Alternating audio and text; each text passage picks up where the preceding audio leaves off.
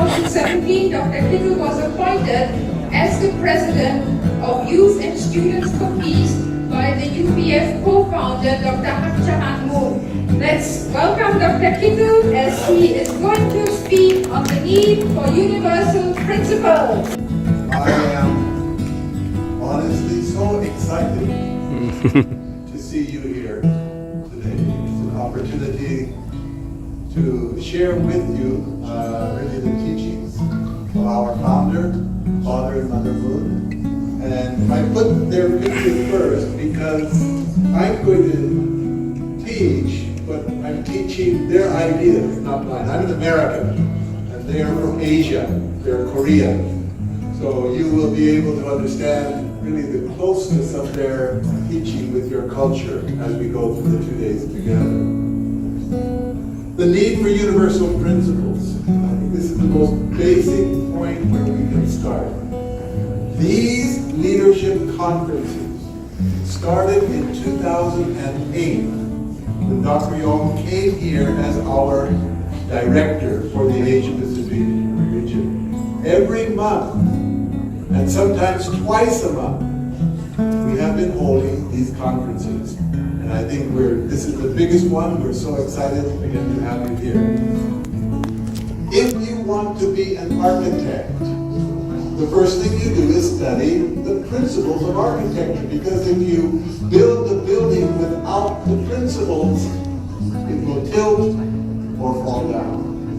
You want to be an electrical engineer, the first thing you do is study the principle of electrical engineering. Because if you wire the building and you violate those principles, it could burn down. You want to be a civil engineer, the first thing you do is study the principles. That's why we are here, to study the fundamental principles that we can use to go back to our families and our societies and our nations to help build peace. When you study these principles, then you take a test and you get a license. I am a civil engineer. That means you're responsible. Because if that bridge falls down, they will hold you responsible. So with the principles, then we gain responsibility. Everything operates by principles. The atomic world, the solar system, everything. We could only fly in 1903 because then we understood the principles and we applied them, the principle of aerodynamics. I'm repeating myself because it's very important. We dream of peace, every one of us. And we see the birds that fly and we see nature and we have peace in nature. That is not enough. We want peace in our society. How do you do it? We have to have the fundamental principles of peace. What are the principles? That's why we are here. So tonight we'll only talk about the criteria because we don't have enough time. These, we believe, are universal principles. They have to be, otherwise they won't work. That means these principles apply everywhere. They're the same principles in Africa, Asia, or America. It doesn't matter the color of your passport. Or skin, it doesn't matter. Yes. Except these principles will apply in the past, in the present, and the future. They're unchanging. These principles will be scalable. The same principles that can be applied within me can apply in my family, my society, my nation. They get bigger, but they have to be the same. These principles must apply in every culture and every religion. Father Moon wrote this book. He didn't write it, but he commissioned this book, World Scripture. It was published in 1991.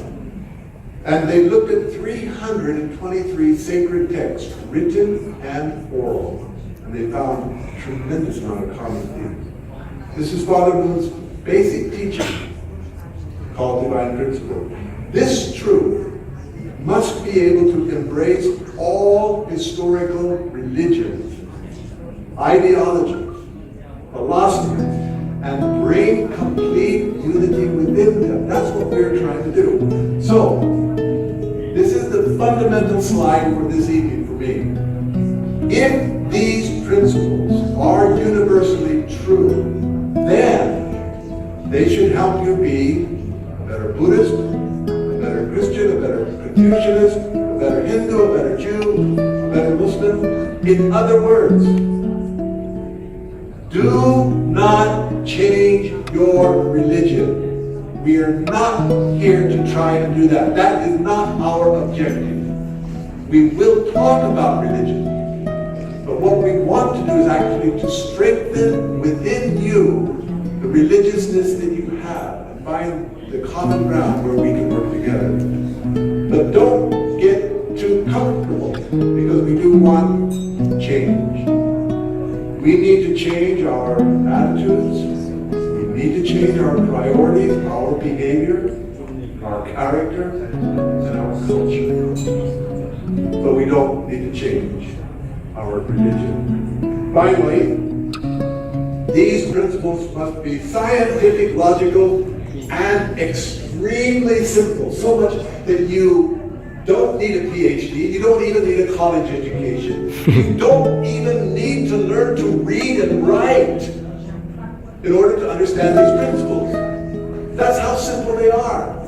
And if you look at the room, they're just so obvious. The person that explains what is obvious is a genius. Sir Isaac Newton. He did not invent gravity. He just explained it. Everybody saw it. And he explained it. And so he's a genius.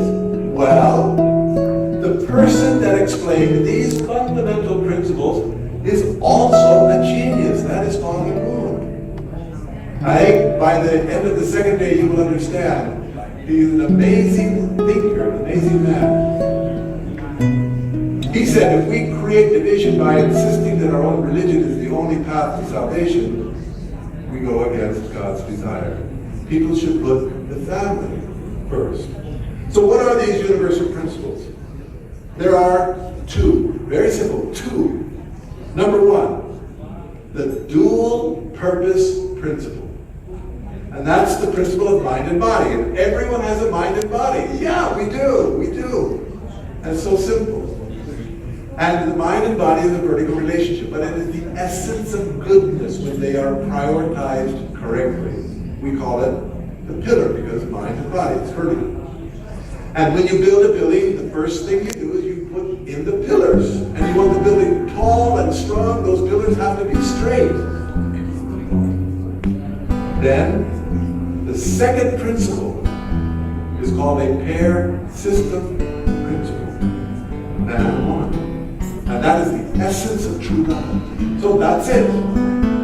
We all have minds and bodies, and we're either a man or a woman. And it's our grandparents and our grandchildren and our whatever we're from. It's so simple. And yet we'll find the depth of this simplicity over the next few days together. The principle of mind and body is the pillar.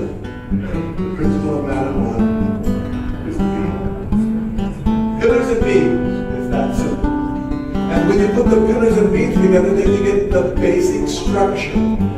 This building could be used for anything. It could be an apartment building, a shopping complex, government office, court of law. And when you finish it, you can put the doors and windows wherever you want to. But you cannot change the pillars and beams. They are the unchanging elements. Why? That's the structure of a building. If you remove those pillars and beams, that building will implode. Our characters will implode. Families will implode. Societies and civilization.